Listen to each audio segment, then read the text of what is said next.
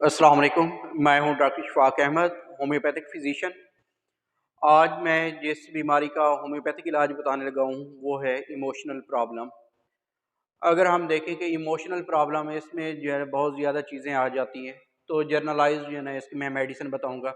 तो उसमें जो है अगर हम देखें तो इमोशनल प्रॉब्लम्स कौन कौन से हैं हमारी सोसाइटी के अंदर, जो कि लोगों के अंदर तकरीबन मैक्सिमम लोगों के अंदर जो है कोई ना कोई इनमें से एक पाया जाता है।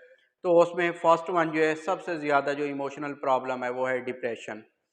सेकंड वन जो है इसमें जेलसी आ जाती है।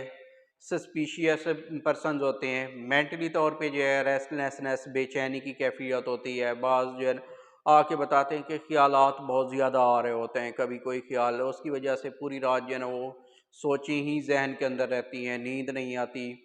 तो ये कंडीशन इनमें पाई जाती है। इसके साथ ही डिसअपॉइंटमेंट्स पाई जाती हैं, उसमें बिजनेस के अंदर हो गई। इसी तरह डिसअपॉइंटेड लव की कंडीशन हो गई, बहुत ज़्यादा जो किसी से बहुत ज़्यादा हेट है, नफ़रत करना।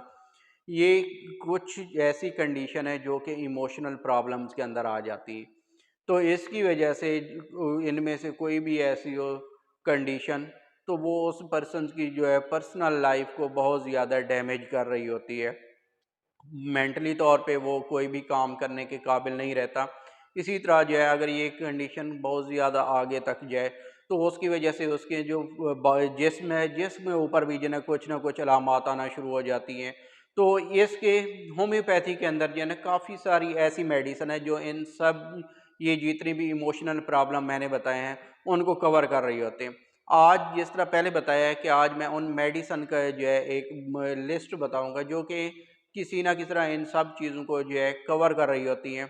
लेकिन इंडिविजुअली तौर पे भी फर्दर जो वीडियोस मैं बनाऊंगा उसमें बताऊंगा कि जिस तरह डिप्रेशन है, जेलसी है, सस्पिशियस पर्सन होते हैं, मेंटली रेस्टलेसनेस है या डिसअपॉइंटेड लव और इस तरह हेट वगैरह आ जाते हैं, तो उनकी अलहदा से जो है वीडियोस बना के हर एक की जो है वो भी बताने की मैं कोशिश करूंगा। तो आप जो है मैं आता हूँ कि कौन कौन सी ऐसी मेडिसन है जो इनको कवर कर रही होती हैं। तो फर्स्ट वन जो है होम्योपैथी के अंदर जो मेडिसिन है एपिस मेलिफिका आ जाती है। सेकंड वन जो है इसी तरह हायोसैमस है, लेक्सिस है, नक्स वोमिका है, उसमें आ जाती है। इसी तरह कल्केरिया सल्फ है, सिंचेरस है, कोकेन है। तो मैं पहले भी जिस तरह बताया था मैंने अपनी लास्ट वीडियोस के अंदर कि ये जो है हमने वैसे जो है मेडिसिन प्रेस्क्राइब नहीं करनी।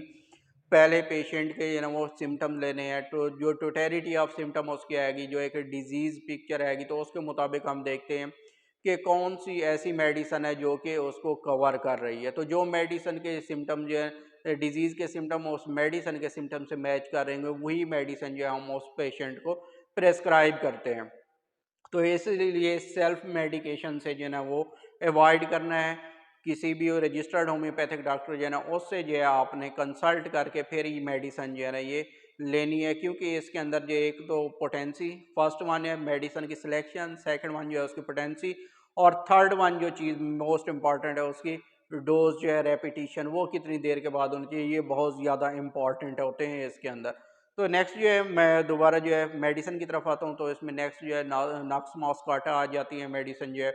इसी तरह पल्सटीला है एक मेडिसिन, स्टाफी है, और स्ट्रोमोनियम है, और सीपिया मेडिसिन जो है ये डिफरेंट केसेस के अंदर जो है ये इस्तेमाल होती हैं। औरम मेट है, सिम्यूसिफिगा है, इग्नीशिया है, नेट्राम्योर है, उसके साथ ही एनाकार्डियम है एक मेडिसिन जो है जो भी मुख्तलिफ केसेस के अंदर यूज़ होती है। क्यूप्रम मेट है, नेट्राम्योर है, नेट्रिक एसिड है, सल्फर है, और फास्फोरस है, और सेनेकम है, और लाइकोपोडियम है। ये चंद मेडिसिन ऐसी हैं जो कि काफ़ी सारे जो केसेस हैं उनके अंदर ये इस्तेमाल होती हैं। इसके अलावा और भी काफ़ी सारी मेडिसिन है, लेकिन जिस तरह बताया है कि या तो हम उसकी कॉन्स्टिट्यूशन के बेस पे या फिर उसकी जो टोटलिटी ऑफ सिम्टम वहाँ पे या फिर जो रिपर्टराइजेशन के नतीजे के अंदर जो भी उस केस की बेस्ट मेडिसिन मैच कर रही होगी, जब वो मेडिसिन देंगे तो वो उसको क्योर की तरफ ले जाएगी।